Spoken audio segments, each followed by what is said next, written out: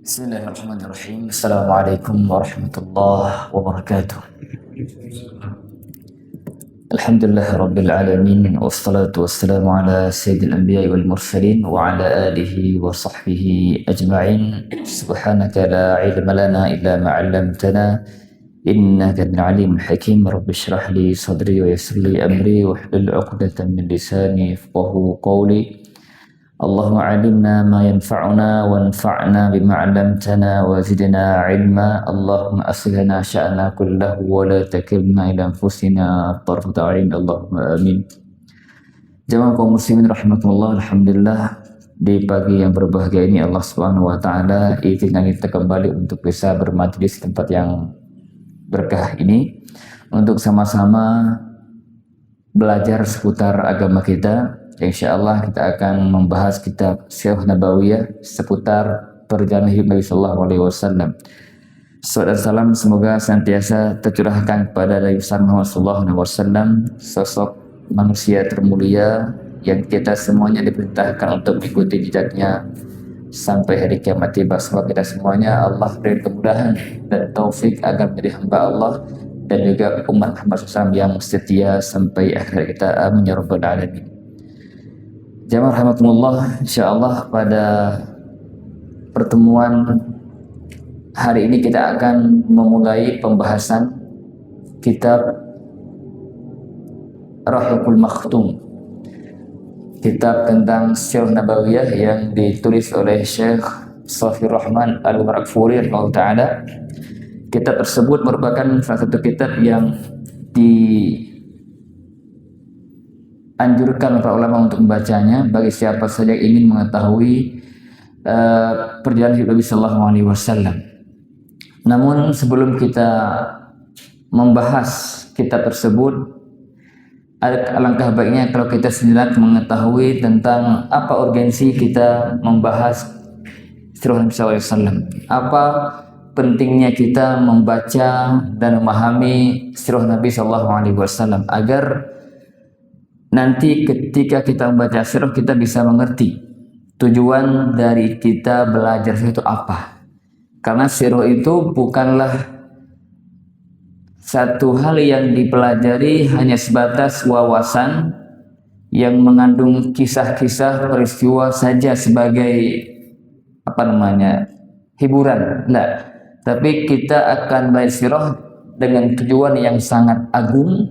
Dan kita nanti akan tahu seperti apa pentingnya sirah dalam kehidupan manusia. Jamaah rahimakumullah, Sirah Nabawiyah oleh para ulama itu dengan atau diterjemahkan perjalanan hidup Nabi Sallallahu Alaihi Wasallam atau rangkuman dari kisah hidup Nabi Sallallahu Alaihi Wasallam dari A sampai Z.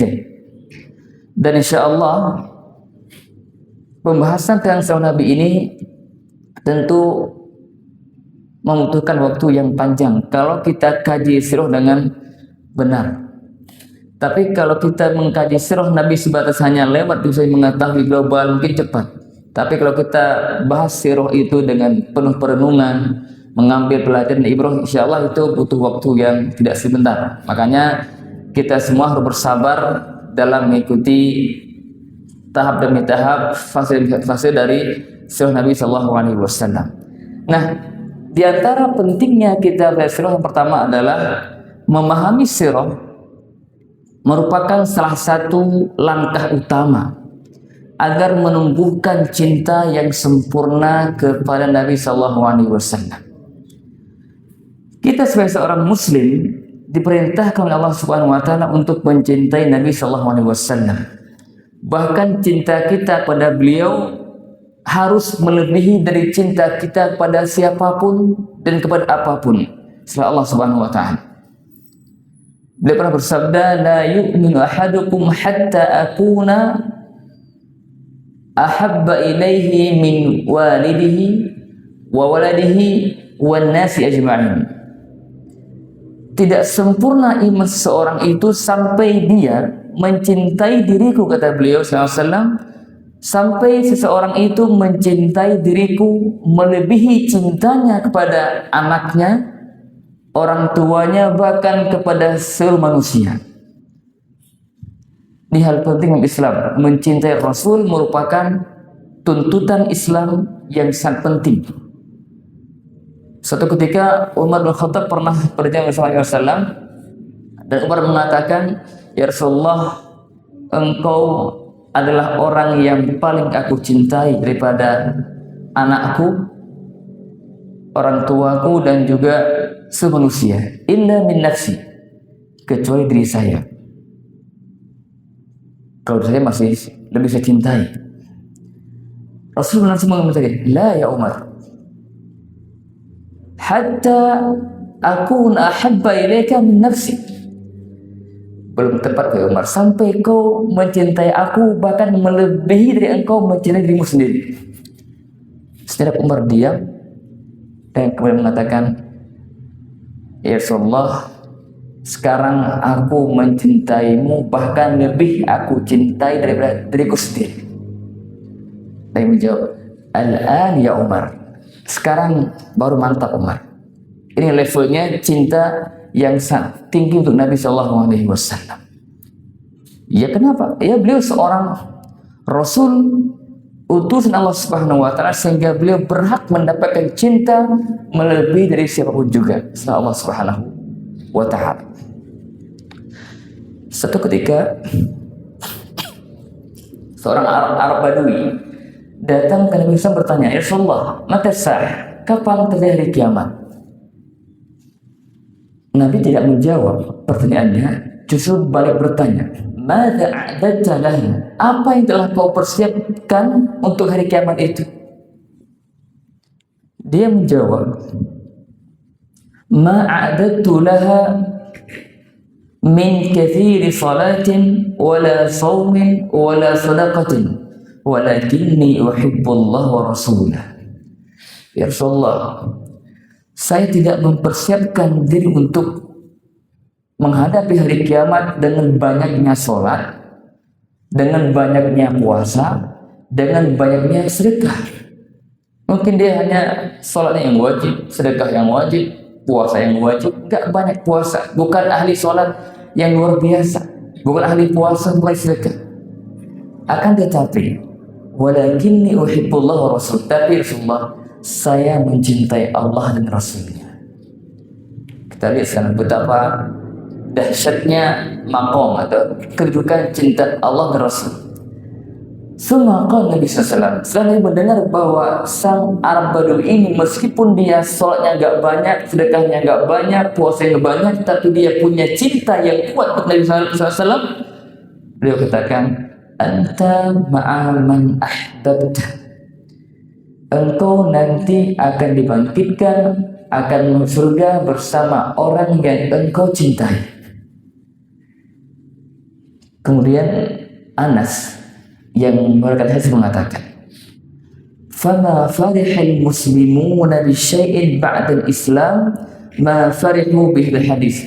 Maka kaum muslim saat itu begitu bahagia ketika mendengar sabda Nabi, "Anta ma'aman ahbabta," engkau bersama orang yang engkau cintai. Ini membuat para sahabat itu begitu bahagia, gembira sekali. Maka Anas mengatakan, "Fa ana uhibbun Nabiy sallallahu alaihi wasallam wa Abu Bakr wa Umar wa arju an akuna ma'ahum bi hubbi iyyahum wa in lam a'mal bimithli a'malihim." Ini luar biasa. Kita ingat, perhatikan baik.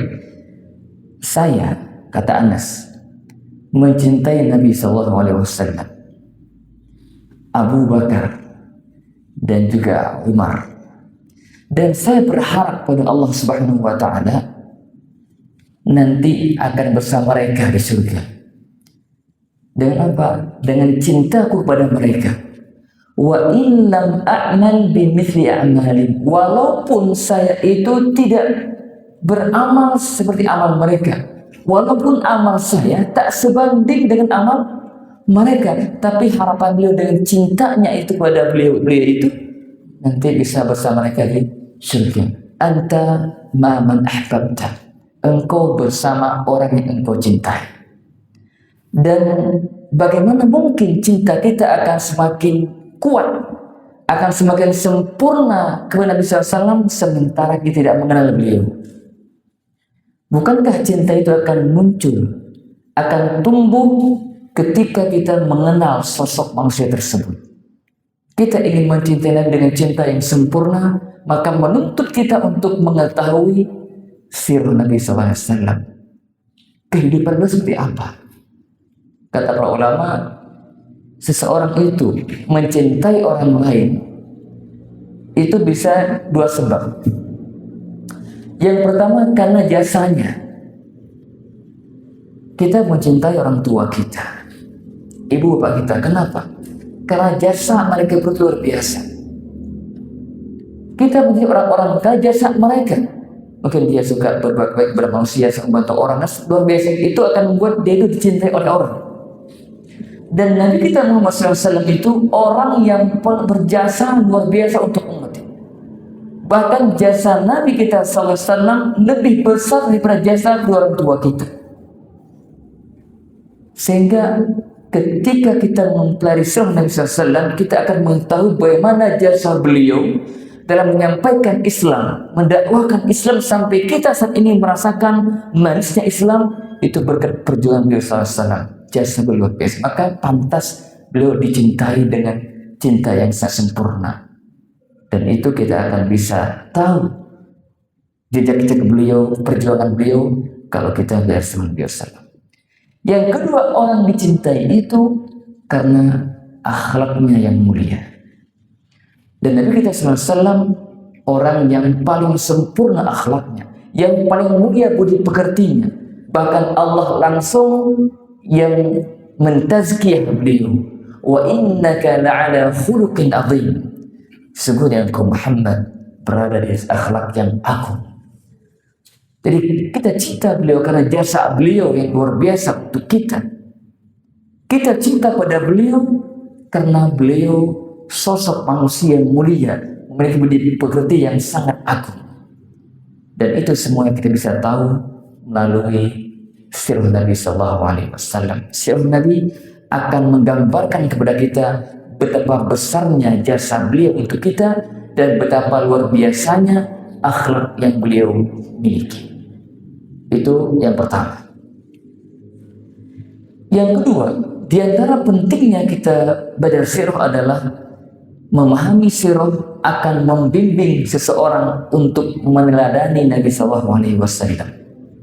Bukankah kita hafal, sering kita mendengar firman Allah Ta'ala, laqad kana lakum fi rasulillahi uswatun hasanah. Sungguh telah ada pada diri Rasulullah SAW uswah, qudwah, tauladan yang baik. Liman kana yarjullaha wal yawmal akhir, bagi siapa yang harap hari saya berharap bertemu Allah di hari akhir. Jadi kita dituntut oleh Islam, oleh Allah SWT untuk menjadikan Rasulullah SAW sebagai teladan dalam hidup kita. Lagi-lagi, bagaimana mungkin kita bisa meneladani beliau sementara kita buta akan perjalanan hidup beliau, kisah sejarah hidup beliau? Bagaimana mungkin kita akan meneladani beliau dalam hal keseharian beliau, dalam ibadah beliau, dalam akhlak beliau, dalam perjuangan beliau, dalam berinteraksinya beliau dengan masyarakat sekitar, dengan sahabatnya, dengan keluarganya? Padahal kita tidak mengenal beliau, tidak tahu seperti apa kehidupan beliau, tidak mungkin. Maka mempelajari sirah ini akan memudahkan kita untuk meneladani Nabi SAW. Kita akan tahu bagaimana Nabi SAW dalam beribadah, bagaimana Nabi SAW dalam berinteraksi dengan keluarganya. Karena beliau bukan hanya seorang nabi sudah tentu, tapi beliau juga sebagai seorang ayah, atau sebelumnya seorang suami, seorang ayah, seorang kakek, seorang mertua, seorang sahabat bagi yang lain sampai yang lainnya, seorang pemimpin, seorang panglima, kehidupan beliau itu dipenuhi dengan keteladanan yang luar biasa, sehingga dan kita dari sirah kita akan tahu bagaimana seharusnya kita mengenali Nabi Shallallahu Alaihi Wasallam dalam setiap lini kehidupan beliau. Ini yang pertama. Yang kedua, yang ketiga jemaah sekalian, sirah Nabawiyah ini akan membantu seseorang dalam memahami dan mengamalkan Al-Quran. Memahami sirah akan memudahkan kita memahami Al-Quran dan mengamalkan Al-Quran dalam keseharian kita. Kenapa? Karena Al-Quran jemaah sekalian berisi banyak hal-hal yang berkaitan dengan kehidupan Rasulullah SAW. Perjuangan beliau tentang perang diceritakan dalam Al-Quran, perang Khandaq, perang Uhud, perang Badar, diceritakan oleh Allah dalam Al-Quran. Dan beberapa pengalaman hidup Nabi tentang keluarga beliau dengan sahabat beliau disebutkan dalam Al-Quran di Allah SWT. Ini menunjukkan pentingnya kita belajar sirah, sehingga kalau kita belajar baca Al-Quran dan kita tidak mengerti sirah, akan ada yang kurang. Karena dalam memahami ayat itu kita perlu tahu sirah Nabi SAW. Kalau kita tahu sirah, kita akan tahu, oh ayat ini berbicara tentang peristiwa A, surat ini berbicara tentang peristiwa B. Akan nyambung, akan mudah kita pahami. Bahkan terkadang bisa terjadi kesalahan dalam memahami ayat kalau seorang tidak paham dengan sirah. Kenapa? Karena terkadang ayat-ayat itu ditafsirkan dengan sirah Nabi Sallallahu Alaihi Wasallam. Suatu ketika ada turun ayat yang berbunyi bahwa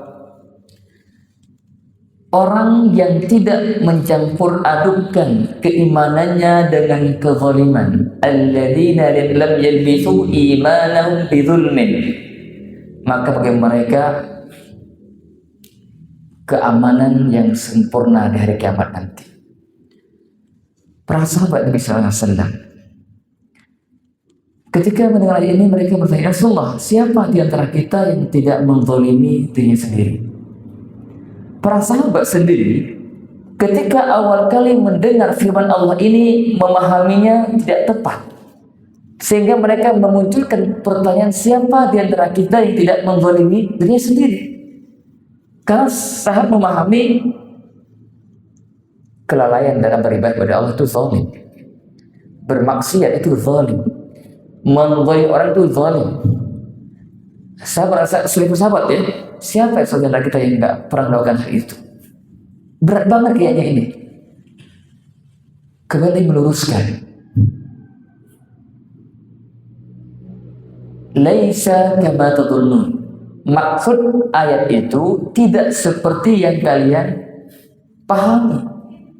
Alam taqra qaul Allah Ta'ala wa qaul Abdul Saleh, hamba Allah yang disebutkan di surah Luqman, inna syirka la zulmun azim. Sesungguhnya syirik itu adalah kezaliman yang besar. Jadi maksud ayat yang tadi itu di Al-An'am itu adalah bukan kezaliman yang biasa, tapi kezaliman yang bermakna syirik. Jadi maksud ayat apa? Barang siapa yang tidak mencampuri keimanannya dengan kesyirikan, itu maksud ayat. Nah, kita kalau tahu kisah ini bagian sejarah, kita akan tahu ternyata makna ayat ini begini loh. Karena kalau kita baca terjemah saja, mungkin kita akan pahami zalim surah ublah. Ternyata ayat bermakna lain. Dan itu kita pahami dengan mengetahui sirah Nabi Sallallahu Alaihi Wasallam. Sehingga memahami sirah akan membantu kita untuk memahami Al-Quran dengan baik. Kenapa? Karena Al-Quran merupakan aplikasi, karena sirah merupakan aplikasi dari Al-Quran dan Sunnah. Suatu ketika ada seorang tabi'in nanya kepada Ummul Mukminin Aisyah radhiyallahu anha, "Kaifa kana khuluqun Nabi sallallahu alaihi wasallam?" Wahai ibu Aisyah radhiyallahu anha, bagaimana akhlak Nabi sallallahu alaihi wasallam? Aisyah radhiyallahu menjawab dengan jawaban yang sangat sederhana, singkat. Kana khuluquhul Qur'an. Akhlak beliau itu Al-Quran. Maksudnya apa? Kata para ulama, maksudnya Nabi sallallahu alaihi wasallam itulah orang yang telah mengaplikasi semua tuntunan Al-Quran. Ingin tahu seperti apa aplikasi Al-Quran itu dalam kehidupan, baca sirah Nabi sallallahu alaihi wasallam. Kita akan mendapati itu semuanya gambaran penerapan Al-Quran dalam kehidupan. Maka kita tahu sirah akan mudah kita untuk mengetahui ternyata begini gambaran penerapan Al-Quran dalam kehidupan. Ini yang ketiga. Yang keempat, jelaskan diantara atau seluruhnya. Juga diantaranya dengan kita tahu sirah kita akan tahu asbabun nuzul ayat. Asbabun nuzul itu artinya apa? Sebab-sebab yang melatar belakangi turunnya ayat. Banyak ayat yang kita tahu sebab nuzulnya itu dari sirah Nabi sallallahu alaihi wasallam. Sehingga ketika kita tahu sirah, kita akan tahu ayat ini turun terkait peristiwa perang Badar misalnya. Atau ini tentang kasus seorang wanita yang bertanya pada Nabi sallallahu alaihi wasallam. Oh, ini tentang ayat berkaitan dengan suatu kaum. Itu semua akan kita tahu melalui sirah Nabi sallallahu alaihi wasallam. Yang keempat, di antara urgensi kita mempelajari sirah adalah memahami sirah Nabi sallallahu alaihi wasallam akan mengenalkan kita tentang sebuah generasi yang unggul, generasi yang hebat, generasi yang luar biasa, generasi yang mendapatkan titel radhiyallahu anhum radhu'an. Allah telah meridai mereka, itu para sahabat. Ketika kita belajar, kita pasti akan mengenal sosok-sosok mulia, sosok-sosok yang luar biasa yang membersamai Nabi sallallahu alaihi wasallam.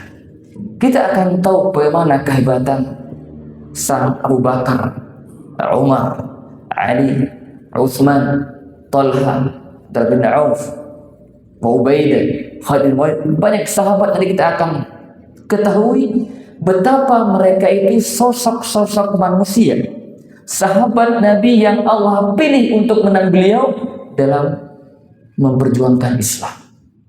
Kita akan dapati betapa di antara sahabat mereka totalitas dalam perjuangan membela Nabi SAW. Jangankan harta yang mereka miliki, bahkan nyawa berani mereka persembahkan untuk Islam, membela Nabi SAW. Itu para sahabat. Kita akan melihat nanti bagaimana para sahabat itu di awal-awal Islam, bagaimana perjuangan mereka, perjuangan mengeluarkan harta mereka, perjuangan dalam bersabar dalam menghadapi berbagai macam cobaan, rintangan, tantangan dakwah di awal-awal Islam. Luar biasa. Kita akan dapati mereka orang-orang yang hebat, yang tulus dalam perjuangan, sehingga mereka pantas mendapatkan kemuliaan berupa radhiyallahu anhu. Allah telah meridhai mereka. Kenapa? Karena mereka telah menunjukkan kepada kita semuanya betapa mereka itu sosok-sosok mulia yang tulus, yang jujur dalam membersamai Nabi SAW dalam perjuangan mendakwahkan Islam. Kita mungkin akan merasa kecil sekali kalau kita mengerti, memahami bagaimana tahapan-tahapan awal Islam, bagaimana perjuangan para sahabat itu luar biasa. Maka ketika kita memahami sirah, kita akan mengetahui ternyata para sahabat itu bukanlah orang biasa. Mereka hamba Allah pilihan yang Allah pilih untuk membersamai Nabi sallallahu alaihi wasallam. Dan nggak tahu kalau kita di zaman Nabi, apakah kita akan menjadi seperti Abu Bakar atau Abu Lahab? Atau awal Islam perjuangan luar biasa. Bayangkan di tengah-tengah kejahilian itu, nanti kita akan bahas bagaimana gambar jahiliyah itu. Di tengah-tengah kebobrokan masa jahiliyah itu, tiba-tiba datang seorang nabi mengaku dia itu utusan Allah. Turun Quran kepadanya. Dan beliau seorang diri, tapi tampil sosok Abu Bakar yang beriman langsung. Satu demi satu beriman. Dan itu perjuangan luar biasa. Sehingga para sahabat itu mendapatkan kedudukan tinggi dalam Islam. Dan kita sebagai seorang hamba wajib mencintai mereka. Karena mereka lah penerus Nabi SAW, sehingga Islam sampai ke tanah air. Mereka dari penerusnya sampai sekarang. Maka belajar sirah akan mengingatkan kita akan jasa-jasa para sahabat, akan mengenalkan kita akan betapa agungnya mereka, betapa dahsyatnya perjuangan mereka. Dan itu akan membuat kita lebih cinta pada para sahabat Nabi SAW. Yang berikutnya jemaah sekalian, di antara hal yang membuat kenapa kita penting dari sirah adalah memahami sirah juga akan mengenalkan kita akan asbabul wurud hadis Nabi sallallahu alaihi wasallam. Kalau tadi itu asbabun nuzul itu ayat, sebab turunnya ayat.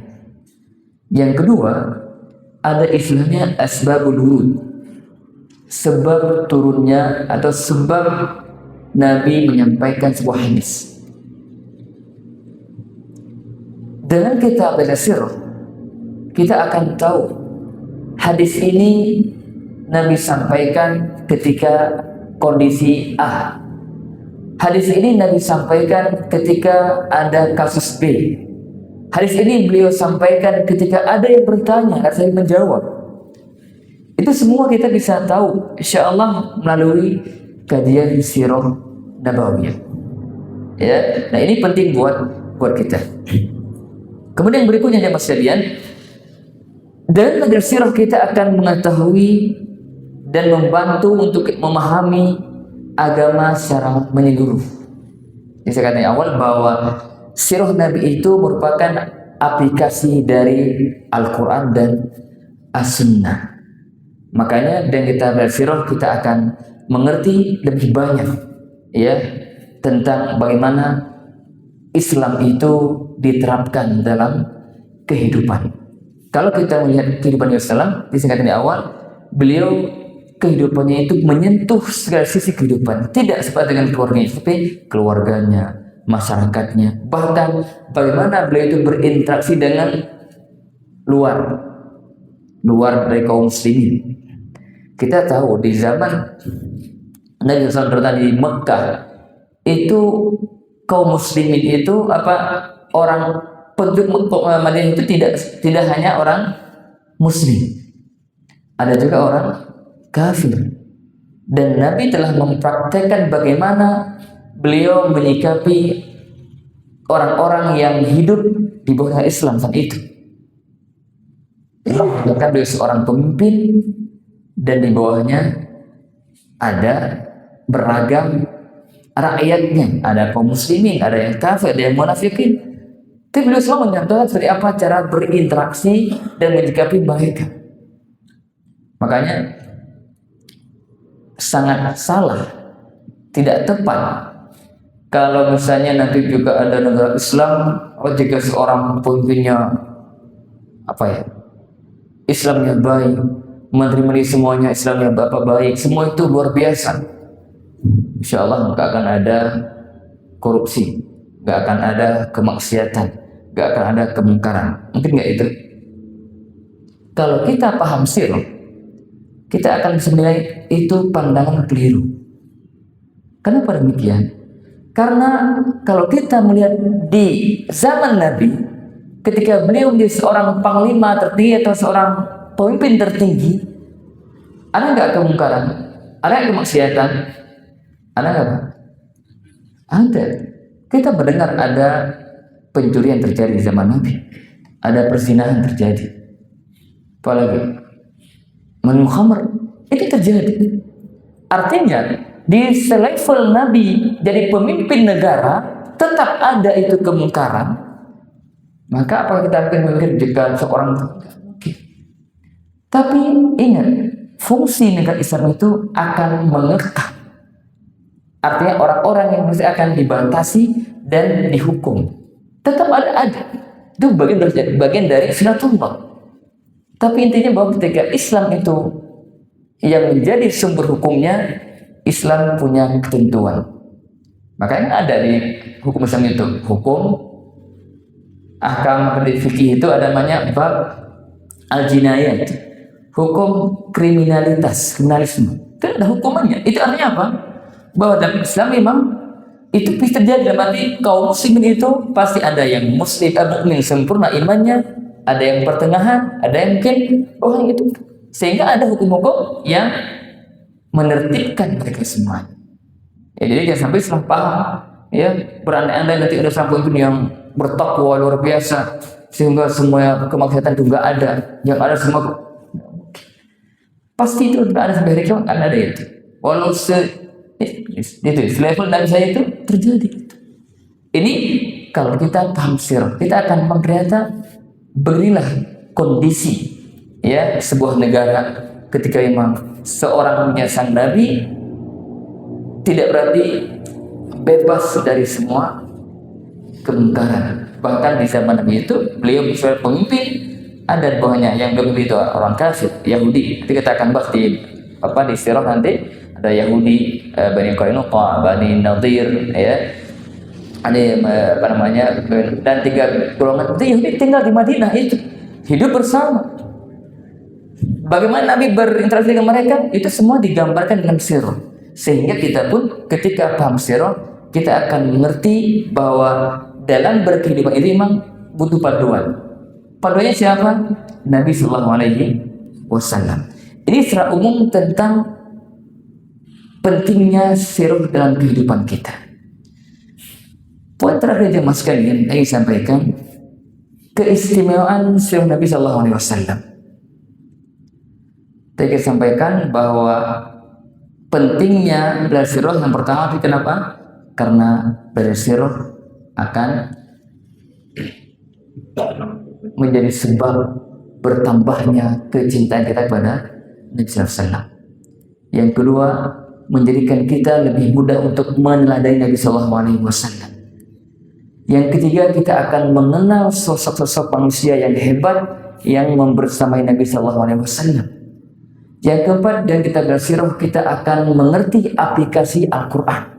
Kita mengerti akan asbabun nuzul.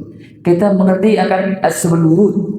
Semua itu melalui sirah Nabi Sallallahu Alaihi Wasallam.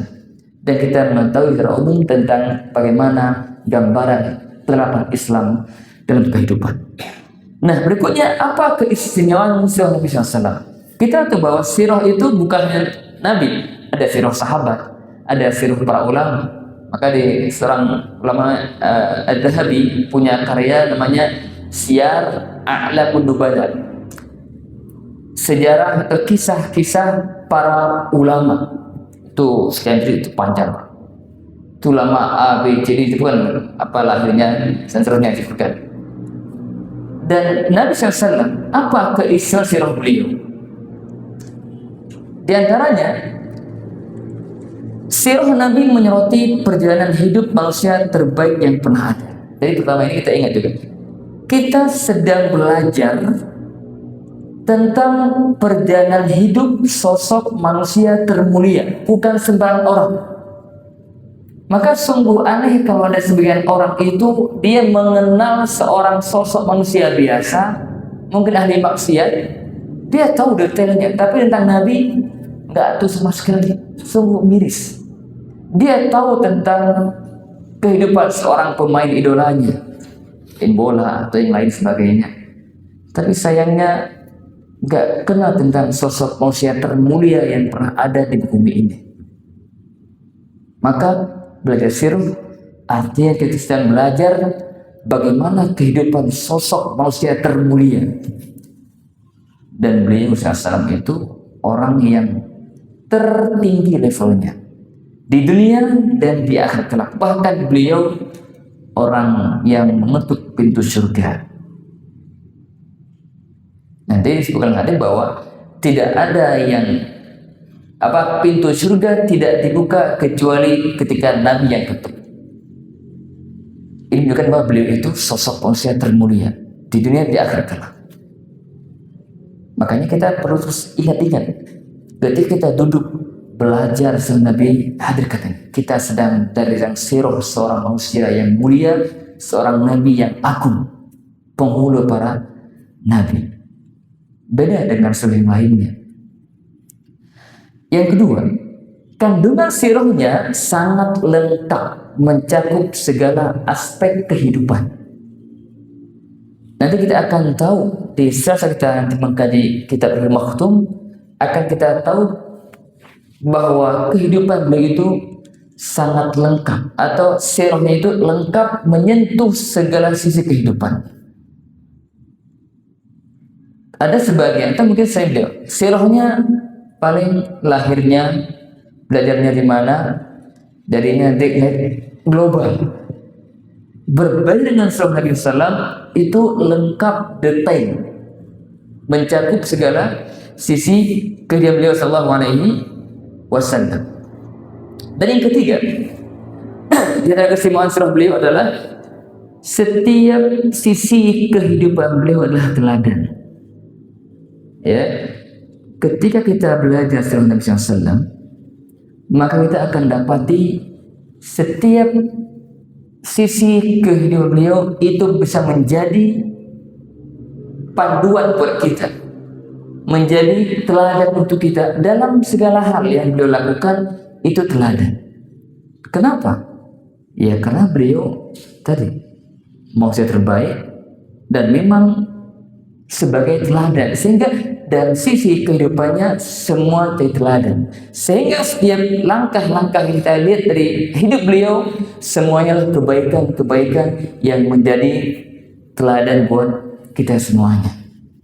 Makanya tadi di awal kita belajar sirah itu bukan untuk sebatas mengetahui, oh begitu ya, ternyata Nabi begini, makannya begini, bergaulnya begini, berkeluarganya begini, sebatas tahu. Enggak, bukan itu tujuan kita. Kita tahu untuk diikuti, diteladani. Bukankah beliau itu diperingatkan ittiba, diikuti, beliau diikuti, sehingga sirah beliau itu menghadirkan kepada kita gambaran kehidupan beliau yang penuh dengan keteladanan bagi yang ingin mengambil teladan. Tapi masalah jamaah sekalian, kita bisa mengambil teladan dari beliau SAW, dari sirah beliau, jika kita hilangkan di benak kita, di pikiran kita kalimat itu kan zaman dulu. Kisah Nabi itu zaman dulu. Sekarang kan udah nggak pas kayaknya. Ketika seorang itu punya pandangan demikian, maka nggak akan bisa dia mengambil ibrah, pelajaran, teladan dari sirah nabawiyah. Kenapa? Udah anti, udah nggak pas. Makanya bagi kita yang ingin belajar sirah, pertama hilangkan dulu persepsi itu, tapi tanamkan bahwa sirah nabawiyah itu adalah menjadi teladan, panduan kehidupan yang real. Bukan omong kosong, real. Beginilah cara kita menjadi kehidupan yang Allah ridhoi. Itu Nabi contohnya itu. Makanya perjalanan hidup beliau itu bisa diterapkan sampai kapanpun, asal kita paham, mengerti bagaimana mengambil pelajaran dari setiap kisah Nabi Sallallahu Alaihi Wasallam.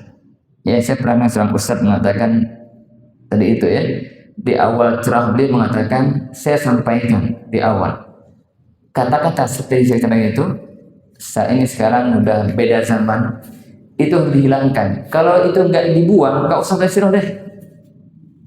Apa faedah nantinya itu? Kalau ilmu sirah Pertama, siapkan diri bahwa kita belajar sirah untuk mengambil pelajaran, mengambil teladan, mengambil ibrah dari perjalanan hidup Nabi SAW, seorang qudwah bagi manusia. Kalau tidak kita hilangkan tadi persepsi yang salah, kita akan sebatas ya malas juga datang kajian, cuma itu hanya cerita tentang Nabi saja. Oh, Nabi lain kapan? Enggak itu. Kalau kita ingin dapatkan manfaat, kita akan belajar dengan baik dan kita akan tahu banyak faidah-faidah yang tersimpan di balik sirah Nabi Sallallahu Alaihi Wasallam bagi yang ingin mengetahuinya. Kemudian yang keempat, di antara keistimewaan sirah Nabi Sallam, sirah Nabawiyah mengandung banyak peristiwa yang syarat dengan pelajaran berharga bagi umat manusia sampai akhir zaman. Nanti kita insya Allah akan melewati berbagai macam peristiwa-peristiwa yang terjadi di zaman Nabi SAW. Baik peristiwa yang berkaitan dengan keluarganya, pribadinya, interaksi sosialnya, dan bermasyarakatnya, dan peristiwa yang berkaitan dengan dakwah, tantangan dakwahnya. Kita akan mendapati banyak peristiwa terjadi, dan di balik itu kita bisa mengambil banyak hikmah dan pelajaran untuk kehidupan kita.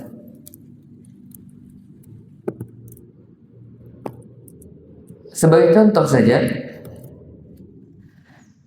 ketika di awal-awal Islam, di mana kondisi kaum Quraisy semakin dahsyat, menyakiti orang beriman, para sahabat Islam yang masih lemah di awal Islam, para sahabat datang. Kemana datangnya? Ke Nabi SAW. Lapor Rasulullah, kenapa enggak doa pada Allah saja biar kita ditolong. Para sahabat melihat ini perlakuan orang Quraisy itu sudah sangat mengerikan. Intimidasi, penyiksaan terhadap para sahabat yang itu dilakukan oleh mereka. Sahabat nanya, kenapa saya enggak pernah? Seorang Nabi, kalau doa sedangkan doa saja. Tapi Nabi enggak lakukan itu. Nabi ingin mengajarkan kepada mereka satu sifat yang harus dimiliki seorang Muslim dalam hidupnya. Sepanjang hidupnya perlu mendapatkan seperti itu. Apa itu? Kesabaran. Sabar itu sifat yang sejak awal Islam Nabi telah menanamkan kepada para sahabat tentang sifat sabar itu. Ini dalam penggalan kisah ya. Nabi katakan, umat terdahulu ada yang mereka itu digergaji itu tubuh mereka sampai terbelah dua. Nabi sebutkan salah satu metode beliau dalam mendidik para sahabatnya, bagaimana mereka kokoh, sabar, istiqomah dalam memperjuangkan kebenaran. Nabi menukil kisah. Ini salah satu pelajarannya. Ternyata sejak awal Islam, Nabi mengajarkan sahabat satu sikap kesabaran itu, keistiqomahan dengan kisah. Dia sebutkan kisah umat sebelum mereka, di mana ada dalam mereka yang diuji sampai dibelah tubuh mereka menjadi dua, tapi itu semuanya tidak menyurutkan semangat mereka dari memperjuangkan Islam. Ini kisah yang Nabi untuk mereka. Ini satu metode yang digunakan untuk mengajarkan satu nilai. Beliau ajar dengan kisah. Walakinnakum qaumun tasta'jilun. Tapi kalian ini wahai para sahabatku, terlalu terburu-buru. Sabar. Dan di setiap perjalanan Nabi itu ada hikmahnya. Kenapa di Mekah itu Nabi hanya diberi sabar. Sahabat yang siksa tidak bisa berbuat apa-apa. Itu hikmah luar biasa. Ini kita akan kaji pada waktu insyaallah. Intinya bahwa setiap peristiwa yang dilewati oleh Nabi dan para sahabatnya itu tersimpan banyak ibrah, banyak pelajaran untuk kehidupan kita. Makanya belajar sirah, belajar Nabi SAW artinya belajar tentang kehidupan. Bagaimana kita menjalani hidup sesuai dengan tuntunan Nabi Sallallahu Alaihi wasallam. Oleh karena itu jemaah sekalian, ana mengajak kita semuanya agar kita tetap semangat untuk memulai hidup kita ini dengan pelan-pelan mempelajari sirah Nabi Sallallahu Alaihi Wasallam. Insya Allah sebelum sekali kita mencoba untuk membahas dari awal sampai akhir, harapannya kita bisa mendapatkan gambaran global tentang bagaimana sirah Nabi SAW dalam berkehidupan, dan harapannya semua itu bisa menjadi pecutan buat kita untuk semakin cinta kepada Nabi, semakin termotivasi untuk menjadikan beliau sebagai teladan dalam setiap sisi kehidupan kita. Sebagai penutup jemaah sekalian, saya ingin sampaikan gambaran umum dari sirah Nabi SAW yang nanti insya Allah kita akan bahas di buku Rasul Maktum. Ini sebagai peta saja, peta sirah Nabi SAW. Nabi SAW, kalau kita lihat dari usianya, berapa sih beliau? 63 tahun. 63 tahun ini kita bisa bagi dua bagian. Bagian pertama 40 tahun sampai 0 sampai 10 tahun, itu masa sebelum kenabian. Masa yang kedua atau bagian kedua adalah 40 tahun sampai beliau wafat. Jadi kita akan tahu di dalam kitab akan dibahas sejak Nabi lahir sampai nanti di usia 40 beliau diangkat di Rasul, Nabi dan Rasul.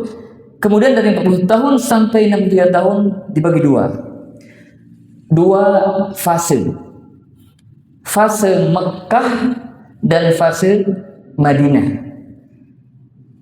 13 tahun beliau di Makkah setelah kenabian, dan 10 tahun beliau habiskan di Madinah. 13 tahun di Makkah, 10 tahun di Madinah. Jelas ya? Nanti kita akan lihat dari 0 sampai 40 itu banyak terjadi peristiwa-peristiwa sejak beliau lahir. Bahkan oleh para ulama ditulis juga apa-apa yang terjadi sebelum beliau lahir. Bahkan di kitab sirah disebutkan, para ulama juga menghadirkan kepada kita bagaimana gambaran umat sebelum Nabi diutus jadi Rasul. Agar apa? Agar kita tahu bagaimana kondisi umat sebelum Nabi diutus dan setelah Nabi diutus.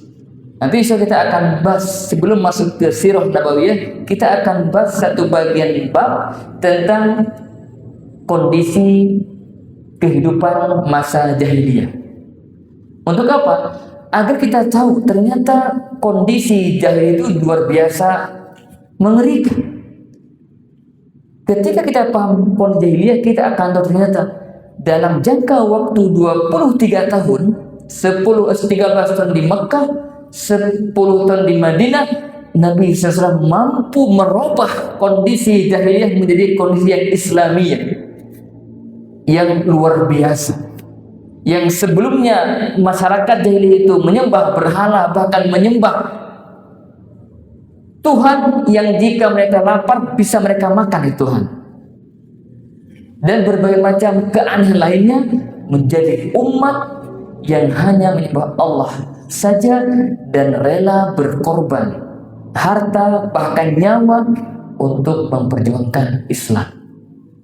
Sosok Umar nanti kita akan tahu, yang sebelumnya penyembah berhala, paling bengis menyiksa kaum muslimin sebelum beliau Islam, tapi setelah beliau masuk Islam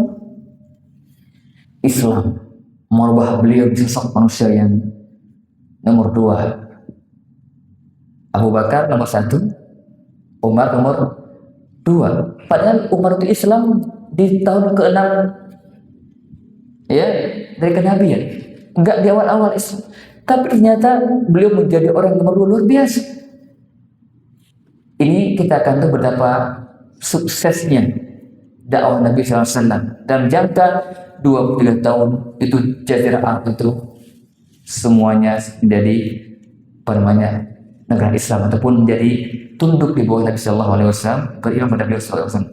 Jadi intinya nanti kita akan bahas secara global dari 0 sampai 10 tahun, kemudian 40 sampai 63 tahun, itu semuanya global dari sejarah. Dan nanti di fase Mekah kita juga akan membahas banyak peristiwa setelah beliau diangkat Nabi, nanti turun wahyu pertama dan seterusnya sampai beliau di Isra Mi'rajkan, sampai nanti bagaimana ketika meninggalnya keluarga beliau, bagaimana tantangannya, itu semua kita akan melewati insyaallah billahi taala.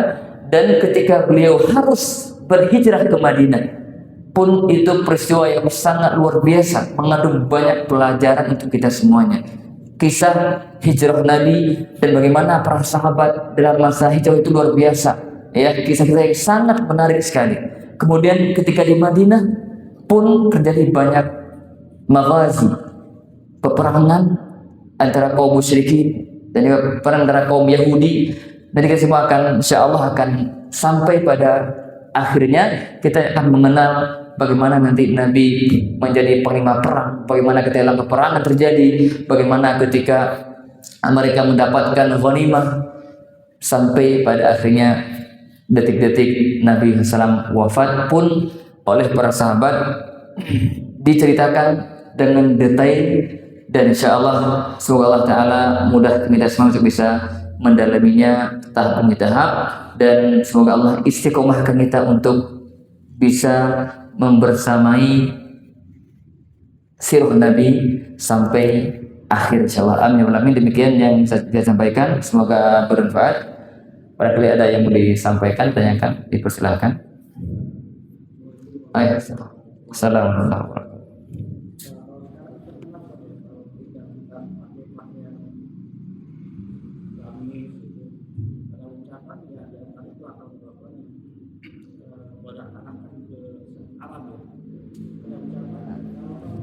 Jangan menjadi Arab, sedangkan bahasanya bahasa Arab, tulisannya tulisan Arab, pakaian cenderung Arab. Nah, itu gimana, Pak? Menanggapi semacam itu ya. Batasan kita itu harus gimana? Maksudnya bukan menjauh mereka. Iya, oh iya, siap. Nah,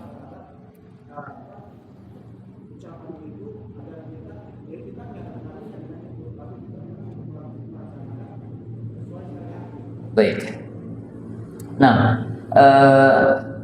perlu kita pahami jemaah sekalian bahwa batasan-batasan kita dalam mengikuti syariat memang bisa dijelaskan.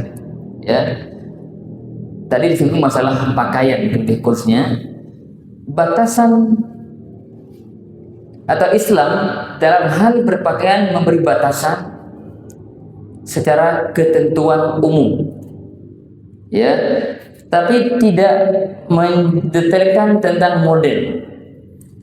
Sekarang masalahnya di Al-Quran misalnya pakaian itu pakaian yang menutupi aurat. Ini syarat umum yang kita ketahui. Pakaian menutupi aurat. Ya, kalau Nabi sebutkan tidak isbal, itu bagian dari ketentuan syariat dalam berpakaian. Nah, kemudian ada beberapa yang disebutkan masalah warna. Tidak boleh pakai warna merah tok semuanya. Ya, dengan diperkenankan juga. Itu secara umum ada ketentuan. Ya, adapun masalah jenis pakaian, apakah itu misalnya gamis? Gamis itu kan orang Arab, gitu ya. Ya. Nah, sekarang kita perlu luruskan juga. Ya. Terkadang ada sebagian kita pun menganggap ketika sudah mungkin bahasanya sudah hijrah, gitu ya. Mungkin sebelumnya nggak jelas sudah hijrah, pakaian bisa berubah. Apa yang itu? Gamis gitu ya, Masya Allah. Itu ciri hijrah. Nah, itu enggak begitu juga. Kita lupa emang gamis itu yang kita pakai biasa itu sebenarnya pakaian orang Arab, iya. Ya. Jadi kita dalam hal berpakaian tidak harus mengikuti pakaian orang Arab, karena pakaian biasa adat mereka. Di kita adanya apa? Saya contoh sarung. Bukan berarti kalau kita nyarung nggak sunnah. Enggak. Kenapa? Itu pakaian adat. Dan Nabi SAW, kenapa pakaian begitu? Karena di zaman beliau itu orang-orang Arab yang begitu pakaiannya. Ya, sehingga kita pun tidak boleh memaksa diri, pokoknya ikut sunnah itu ya pakai gamis, enggak begitu. Sunnah itu pakaian nggak isban, ya, menutup aurat, ya, itu selalu begitu keduanya. Adapun masa tadi itu mau gamis, mau sarung, mau celana atau misalnya, selama itu tidak keluar dari ketentuan syariat nggak masalah. Ya, ini masalah bukan. Jadi Islam itu dalam hal pakaian memang memberikan ketentuan umum, baik untuk pakaian untuk laki-laki maupun pakaian untuk perempuan. Sekarang contoh untuk perempuan, apakah pakaian perempuan itu harus hitam? Ya, secara nggak harus juga. Cuma kan ada ketentuan di syariat itu, pakaian itu tidak boleh mengundang fitnah, ya, tidak boleh transparan, tidak boleh membentuk tubuh. Itu ditentukan masalah warna itu lebih bebas. Ya, walaupun oleh para ulama disebutkan warna hitam itu utama, tapi itu bukan suatu keharusan. Ya, ini mungkin secara singkat apa yang bisa saya sampaikan. Allah a'lam. Nah, masih ada yang lain? Cukup insyaallah. Ayat. Assalamualaikum warahmatullahi wabarakatuh. Jadi terkait dengan yang awal tadi Ustaz sampaikan mengenai cinta. Ya. Gimana sih sebenarnya kalau ada pernyataan yang harapannya jadi dia mengatakan cinta pada Rasul. Nah sekarang kita kan dari Rasul kita ngomong cinta tapi tanpa rasa cinta. Kan beda ya cinta sama rasa cinta. Nah kemudian kalau kita ziarah Rasul, di depan itu kita udah keluar air mata. Kita nggak menyatakan cinta, itu gimana? Masalah mengungkapkan cinta untuk Nabi SAW, ya. Kalau dulu sahabat ya bisa langsung menyatakan cinta. Bagaimana dengan kita yang hidup di zaman ini yang sudah tidak ketemu Nabi SAW, maka cara mengungkapkan cinta kita pada beliau adalah dengan mengikuti tuntunan beliau.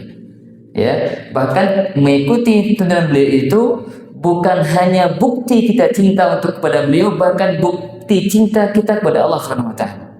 Sekaligus pengikutan kepada Nabi SAW itu bukti kita cinta beliau yang sebenarnya.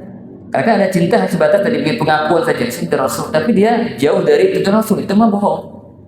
Ya, cinta itu butuh bukti. Yang apa? Ada cinta tapi nggak ada buktinya. Cinta dibuktikan. Ya, ketika seorang itu mengikuti Nabi SAW itu dia telah membuktikan cinta, walaupun dia bilang ya Rasulullah, dia datang bilang saya minta enggak, tanpa itu mas kita dalam hati itu cinta kan hati itu. Cinta itu apa? Amal hati. Rasa cinta di hati itu terbukti dalam bentuk amal. Apa namanya? Pengikutan. Makanya kan konsekuensi wa asyhadu anna Muhammad Rasulullah itu apa? Pernah saya sampaikan di kitab Salatah ada 4 ya. Tasdiqu fima akhbar, membenarkan apa yang beliau sampaikan, mentaati beliau, menjauhi larangan beliau dan beribadah sesuai tuntunan beliau. Itu bukti cinta sejati begitu. Itu konsepnya dari syahadat Muhammad Rasulullah. Kalau kita sudah mengakui dalam hati kita cinta Rasul, ikuti tuntunan beliau. Dengan begitu kita sudah membuktikannya dan kita sekaligus telah membuktikan cinta kita kepada Allah. Allah berfirman di surat Al-Imran ayat 31. Qul in kuntum tuhibbunallah, jika kalian wahai manusia mencintai Allah, mengaku cinta Allah, fattabi'uni, maka ikutilah aku. Siapa itu? Nabi SAW. Jadi mengikuti Rasul, mengikuti tuntunan beliau itu bukti, 2 bukti sekaligus. Bukti bahwa kita cinta Rasul, yang kedua bukti bahwa kita cinta Allah. Ya, sehingga kita sebagai umat beliau SAW, maka buktikan cinta kita yang sebenarnya itu dengan mengikuti syariat beliau dan menjauhi semua hal-hal yang bertentangan dengan tuntunan beliau. Wallahu a'lam. Baik, demikian yang bisa kita bahas hari ini, semoga bermanfaat. Semoga Allah SWT bisa mempelajari.